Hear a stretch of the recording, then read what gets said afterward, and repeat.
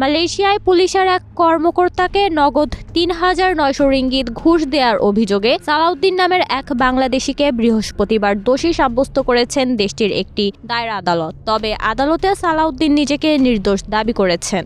জানা যায় ৩৪ বছর বয়সী সালাউদ্দিন গত ১ জানুয়ারি রাত ১১টার দিকে কুয়ালা সেলাঙ্গোর পুলিশ স্টেশনের একজন ইন্সপেক্টরকে ঘুষ দিয়েছিলেন। তার ছোট ভাইকে চুরির অপরাধে আইনত ব্যবস্থা না নেওয়ার জন্য তিনি এই ঘুষ দিয়েছিলেন। মালয়েশিয়ান দুর্নীতি দমন কমিশন আইন অনুসারে এই অভিযোগে দোষী সাব্যস্ত হলে সর্বোচ্চ ২০ বছরের কারাদণ্ড এবং ঘুষের পরিমাণ বা মূল্যের ৫ গুণ অথবা ১০,০০০ রিঙ্গিত পরিশোধ করতে হবে। বিচারক আওয়াং কেরাসিনাদা আওয়াং মাহমুদ আসামি সালাউদ্দিনের জামিন মঞ্জুর না করে আগামী ১২ ফেব্রুয়ারি পুনরায় শুনানির দিন ধার্য করেন।